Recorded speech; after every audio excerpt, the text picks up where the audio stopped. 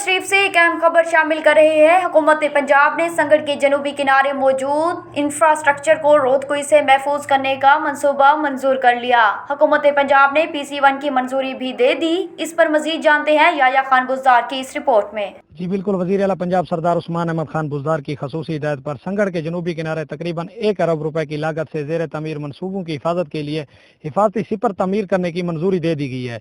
ज़ेर तमीर मनसूबों में sports complex, चिड़ियाघर और दूसरे इदारे रोदकोई के पानी के कटाव से महफूज हो जाएंगे। गुज़िश्ता साल भी रोदकोई के पानी से स्पोर्ट्स स्टेडियम की दीवार गिर गई थी। रोदकोई के पानी से इन मनसूबों को शदीद खतरा था। वज़ीर आला पंजाब सरदार उस्मान बुज़दार ने यहाँ पर हिफाजती सिपर तमीर करने की मंजूरी दे दी है और मुतलका हुकाम को PC1 के भी अहकाम जारी कर दिए हैं। इस मंसूबे पर तकरीबन 70 करोड़ रुपए की लागत आएगी। मंसूबा के तहत रोदकोई के किनारों पर स्टोन पिचिंग होगी। ये मंसूबा झोंक भुट्टा बस्ती लालू तक तमीर होगा। संगड़ के जनूबी किनारे इस मंसूबा पर तकरीबन आइंदा 3 माह तक काम शुरू कर दिया जाएगा। जी।